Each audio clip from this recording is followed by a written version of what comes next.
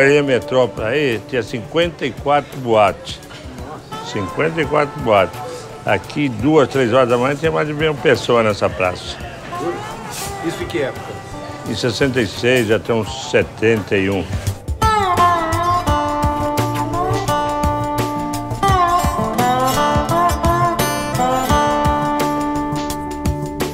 E de repente, lá no fundo, um transatlântico fulgurante, né, de luz, que você fala, o que é aquilo, pô?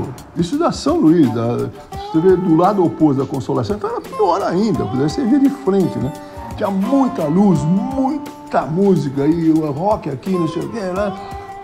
Isso é curioso, não diminuiu nem com o golpe, nem com o golpe.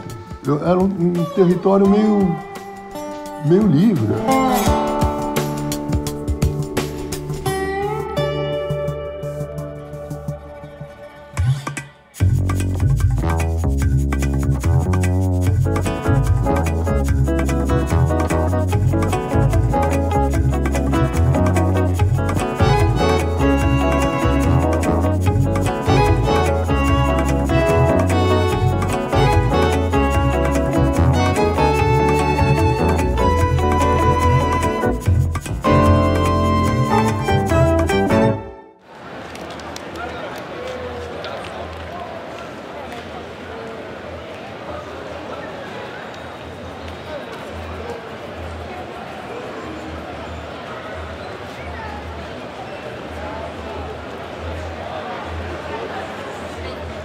Primeiro que a Galeria Metrópole ela consegue fazer uma adaptação da arquitetura moderna no espaço tradicional da cidade de uma forma muito feliz, né?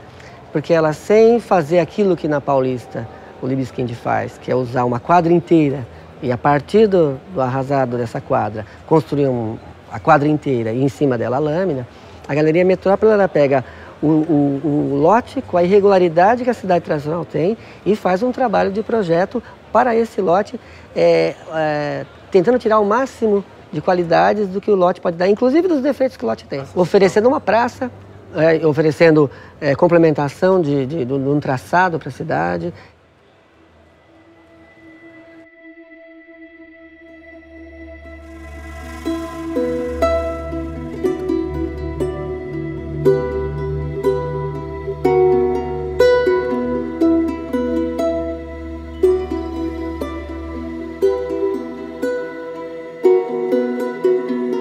A maior na América Latina em termos de lojas. Não existia em São Paulo galeria com lojas sublocadas ou locadas para restaurante, casa de shows, é o que se fazia na época. E na época, tanto que em 90 dias, em 3 meses, foram todas as lojas vendidas, todas as lojas ocupadas. Que era São Luís com a Praça José Gaspar, que hoje foi alterada, né? Mas que se mantém ainda aquele mesmo padrão da época de 1959.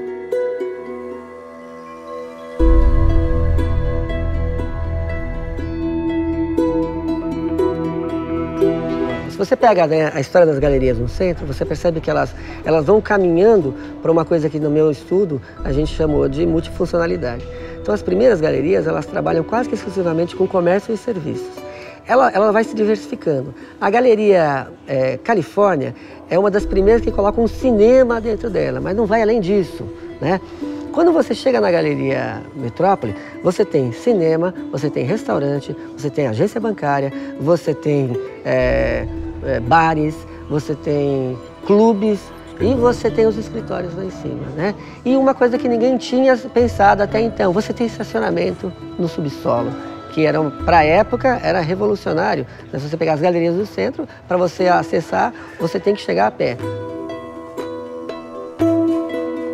A maneira como ele articula e se relaciona com o passeio público, criando uma circulação interna ao edifício, permitindo que você tenha outros serviços e mais áreas comerciais no seu interior, tornando ele extremamente conectado com as galerias que também acontecem aqui no entorno, nesse quadrilátero. O projeto da galeria, ele nasceu de um concurso que foi organizado em 1958 e a obra dele foi concluída em 1964. ele é fruto de uma associação imprevista entre dois arquitetos que não tinham trabalhado juntos, né? O Giancarlo Gasperini e o Salvador Candia. Então, ambos propuseram projetos para um concurso interno promovido pelo empreendedor, e os dois projetos foram escolhidos para que se desenvolvesse um terceiro que contivesse elementos dos dois. E o mais interessante, eu acho, é que são arquitetos que não trabalharam juntos, mas que produziram uma terceira versão que é muito, inclusive, mais forte e consistente do que as duas anteriores apresentadas para o concurso.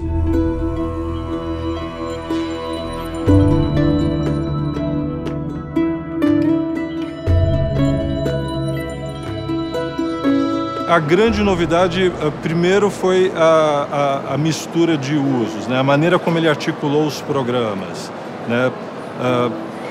Com cuidado em separar os acessos e dar uma autonomia para as partes que o constituem. Ele, por exemplo, está implantado numa situação que é um miolo de lote que tem, na verdade, poucas frentes urbanas, né?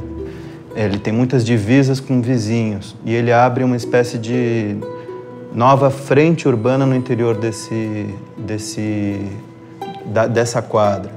E ele também estabelece uma relação, uma conexão entre um beco que existia ali, que é a Basílio da Gama, e a Praça Dom José Gaspar. E a própria arquitetura do edifício se organiza em torno dessa conexão entre o beco e a praça. A luz das lojas, as vitrines, etc., participam do espaço da praça. Ao mesmo tempo que, para quem está circulando dentro do edifício, a praça faz parte da paisagem interna do prédio.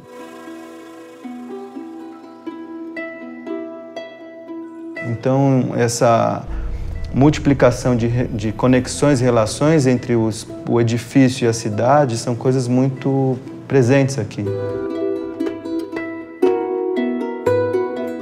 Naquele momento, no começo dos anos 60, acho que ainda se pensava que as lojas podiam ser projetadas como desdobramentos das ruas. Então, as próprias galerias comerciais que se fizeram ali aqui no Centro Novo, elas nascem dessa ideia, né, de que você dobra a esquina para dentro do edifício. Então, você multiplica a área de vitrine, ou também desdobra os térreos. É muito comum que a Galeria do Rock, por exemplo, tem uma rampa para cima, uma para baixo. Então ela transforma aquilo que é calçada para o interior do edifício. Eu acho que essa ideia estava muito presente ainda aqui. Eu acho que esse edifício ele é uma espécie de anti-shopping, justamente porque todas as circulações são, ao mesmo tempo que abertas para a cidade, são muito bem articuladas entre si. Não existe essa confusão claustrofóbica de um shopping center, né? Que é voltado para o interior para confundir o público, né? Ou para ensejar o consumo, coisas assim. Esse edifício ele é um pouco o contrário. Ao mesmo tempo que ele é completamente aberto para a cidade, as circulações são muito claras. Então, não existe beco sem saída na Galeria Metrópole. Ou uma circulação leva para uma outra escada, né, que articula com os pisos superiores, ou leva para uma janela para a cidade. Então, acho que, nesse sentido, é interessante também pensar que um prédio como esse ele pode ser incorporado com vários usos também. Acho que não é só o valor comercial da loja. Nós estamos aqui, por exemplo, num escritório que ocupa a galeria comercial. O espaço ajuda, né? A qualidade do espaço, qualquer um que percorrer a galeria é capaz de notar. Apesar de alguns problemas também, que isso poderia ser melhor do que é, né? O jardim deveria ser outro, tem uma série de questões a serem resolvidas ainda, que nunca foram, né? A gente, como arquiteto, é um pouco isso. Na verdade, as coisas nunca acabam, né? Elas são pensadas de uma forma, elas tomam outros usos. Quer dizer, isso aqui originalmente era para ser talvez o primeiro shopping center com esse caráter de shopping que a gente conhece hoje de São Paulo. Era para ser uma galeria coberta, nunca foi coberta. Então, com a chuva, não tem onde escoar a água que cai nos corredores. Tem uma série de questões de conflitos aí. Mas, de qualquer forma, para a gente, a qualidade do espaço é o grande atrativo, né? E essa possibilidade de estar numa loja também, porque a gente já teve, numa série de ocasiões, a gente funcionou como galeria, como loja, inclusive. Quando abrimos, não sabíamos nem se seríamos um escritório. a variedade de experiências e de possibilidades que a galeria nos trouxe, a gente não teria num conjunto comercial padrão, clássico, que a gente vê por aí. Até uma flexibilidade de horário também, coisa que na verdade começa a complicar com a procura da galeria. A galeria começa a entrar num processo de sei lá, normatização mesmo do espaço. Existe um conflito, de fato, na galeria de uso entre restaurantes, estúdios, bares que começam a chegar. Porque nós tínhamos um dos primeiros cinemas de São Paulo, que era o Metrópole, deve conhecer. E nós ficamos com esse cinema 20 anos fechado, Paulo. Por quê? Por motivos de não mais haver, né, essa procura de eventos, de cinema, etc. Esta casa noturna nos procurou e locou o nosso espaço e revitalizou todo o cinema. Quer dizer, dentro das normas que nós somos tombados pelo patrimônio histórico. Eu acho que o uso do cinema como casa noturno não deprecia a arquitetura do edifício, ao contrário, eu acho que ele reforça a ideia de que esse é um prédio que serve muito bem a essa diversidade, né? Ele funciona muito bem à noite, etc., né? Com os acessos, e aquele cinema passa a ser uma espécie de cruzamento, assim, porque a própria casa noturna lembra um pouco um cabaré, assim, ela incorporou um pouco dos espaços do cinema, então acho que essa transformação ela é inclusive muito positiva.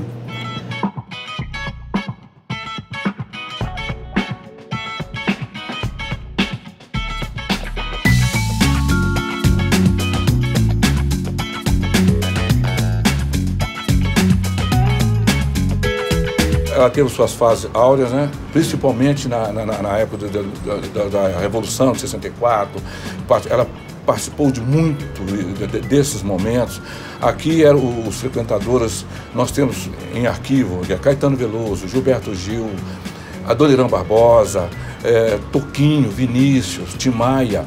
Nós tínhamos aqui alguns bares famosos. Um deles, que ficava no subsolo da galeria, tinha um nome até sugestivo, que se chamava Aquela Cássia Amarela. E era um bar que o proprietário era o Silvio Luiz, hoje narrador, né? Ele era o proprietário dessa casa. E aqui era o ponto de encontro dos intelectuais da época.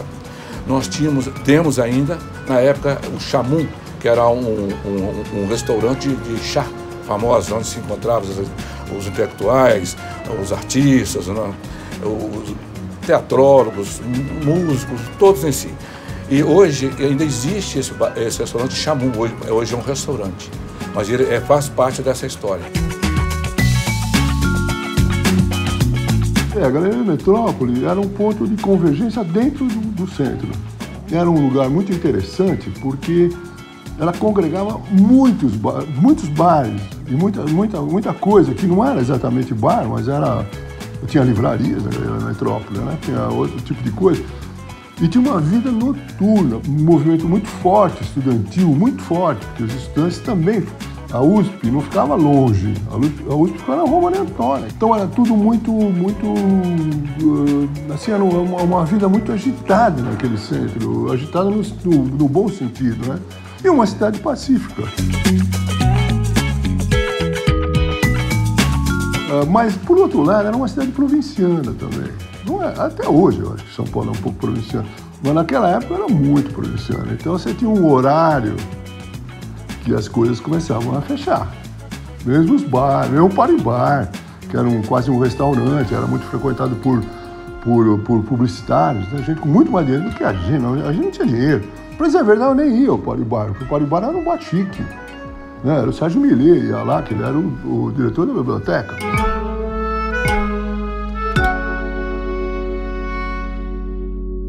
Sérgio Millet, Marcos Rey, diz a lenda do Che Guevara, parece que a sede do Partido Comunista era aqui no prédio, quando ele foi condecorado ele esteve no Paribar, Mick Jagger e o Keith Richards, retornou recentemente Cláudia Cardinale, que parece que esteve por aqui, todos os políticos, Delfim Neto, inclusive até o Lula, teve um jornalista que entrevistou o Luiz Inácio Lula da Silva aqui, Gilberto Gil, Caetano Veloso, Chico Buarque, Tônia Carreiro,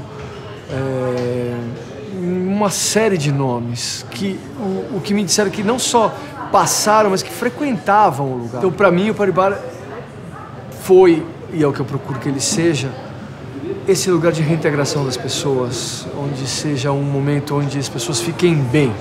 Independente do momento de vida dessas pessoas, a partir do momento que elas entrem aqui, elas fiquem bem.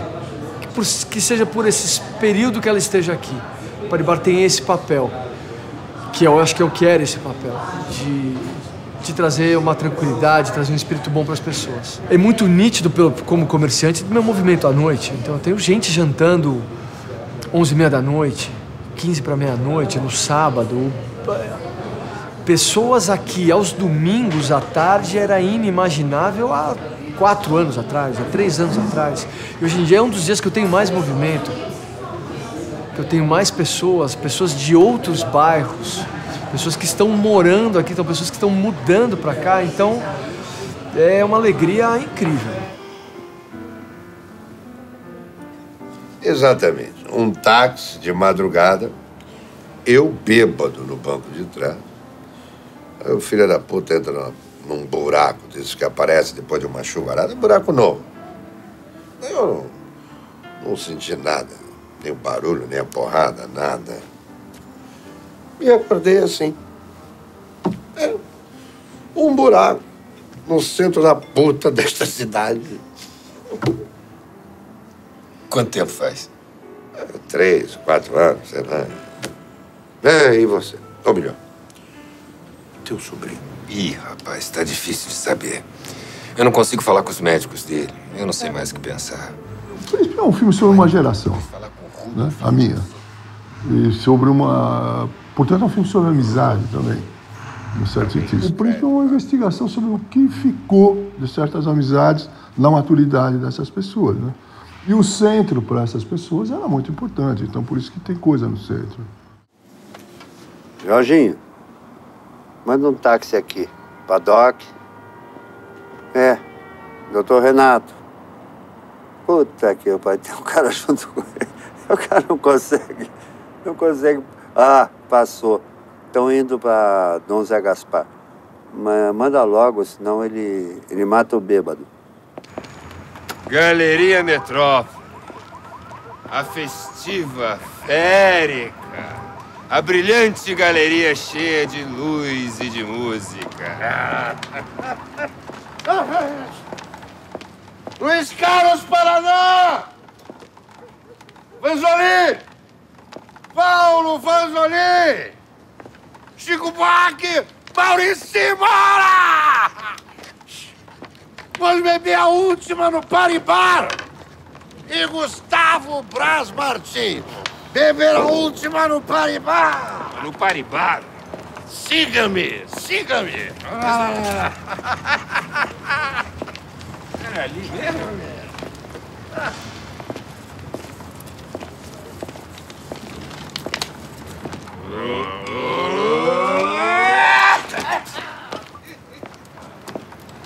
Na merda dessa cadeira eu me sinto mais no Paribar. Aqui. Aqui era a minha mesa. Onde é que tá a minha mesa, porra?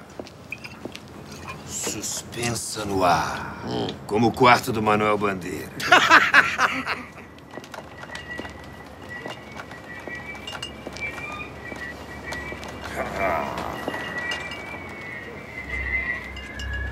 Per me si va nella città dolente. Per me si va nell'eterno dolore. Per me si va tra la perduta gente. Giustizia mossa, il mio alto fattore. Feccimi la divina potestà, la somma sapienza, il Outra cidade é exatamente isso mesmo. É um outro relato de pessoas, mas que com a diferença daquela da ficção, do Príncipe, nós, desse grupo, a gente não se estilhaçou. A gente continua se vê e mais ou menos a cabeça é a mesma, né? Hoje é muito parecido. Uma rememoração daquele tempo por pessoas que viveram mesmo ali no centro. Viveram aquele momento. Não é sobre o centro, é sobre o movimento cultural do fim dos anos 50, que era muito forte.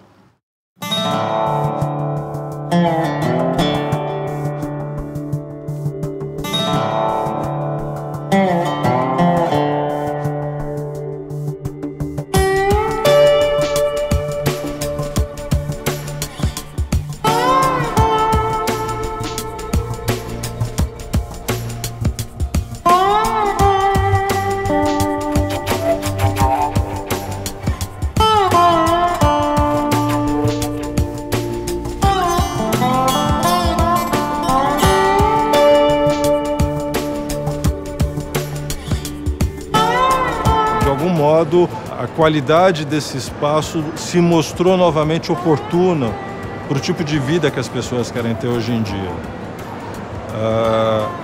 Agora, eu percebo também um resgate de lugares da cidade que durante esse período de 1950 e 60 foram representativos dessa vida urbana, e há um movimento de retomada, de renovação desses lugares na cidade. Eu vejo um futuro muito bom. Eu vejo muito além do que eu já imaginava que poderia ser quando eu reabri aqui em 2005. Por conta das pessoas que vêm abrir os seus negócios aqui, vêm com amor pra cá. Eles gostam realmente daqui.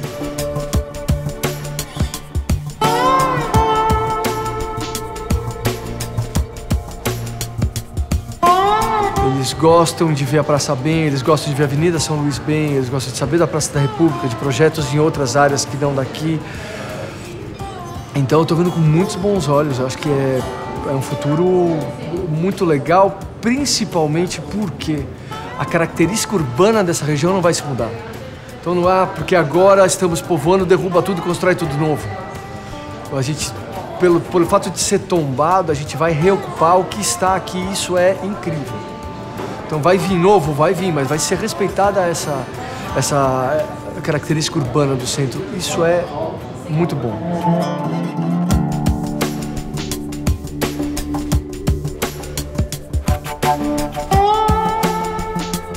Ora, eu espero, estou aqui trabalhando para isso, Paulo. Que a galeria esteja cada vez mais pujante, mais iluminada, mais visitada, porque ela faz parte da história de São Paulo.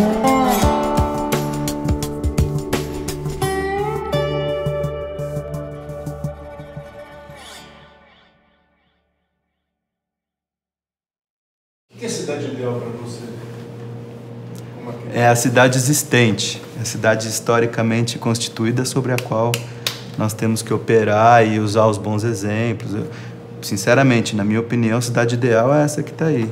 É esse quadrilátero aqui, o Centro Novo, as galerias, na situação em que ela está hoje, porque inclusive potencialmente ela é muito interessante.